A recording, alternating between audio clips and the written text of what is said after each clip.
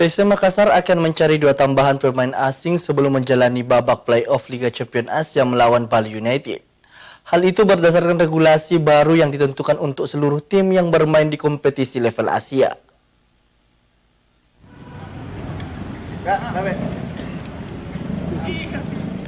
PT Liga Indonesia baru memberlakukan kuota pemain asing dengan format 5 pemain bebas dan 1 pemain Asia pada laga play-off PSM Makassar versus Bali United.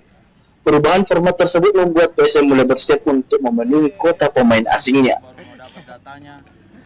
Penambahan kuota pemain asing ini berdasarkan standar AFC agar klub-klub yang bermain di kompetisi Asia nantinya bisa bermain seperti klub top dari negara lainnya. Penuntut pemain asing yang didaftarkan PSM Makassar bakal diserahkan sepenuhnya kepada pelatih Bernardo Tavares. Pendaftaran pemain khusus playoff dimulai dari 1 Juni hingga 7 Juni mendatang, dengan batas maksimal yang didaftarkan yakni 35 pemain. Selain itu, PT LIB tidak memberlakukan agregat gol kandang, sehingga saat skor sama kuat hingga laga di leg kedua berakhir maka dilanjutkan tambahan waktu 15 menit.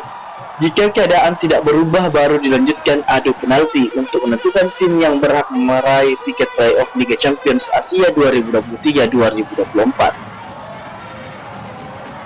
Saat ini PSM mempunyai 4 pemain asing yakni Yuran Fernandes, Kenzo Nambu, Everton Nascimento, dan kapten tim Wijam Pluim. Jika merujuk dari jumlah tersebut, pasukan Romang masih menyisakan 2 kota untuk pemain asing. Wahyu Saputra, Celebes TV.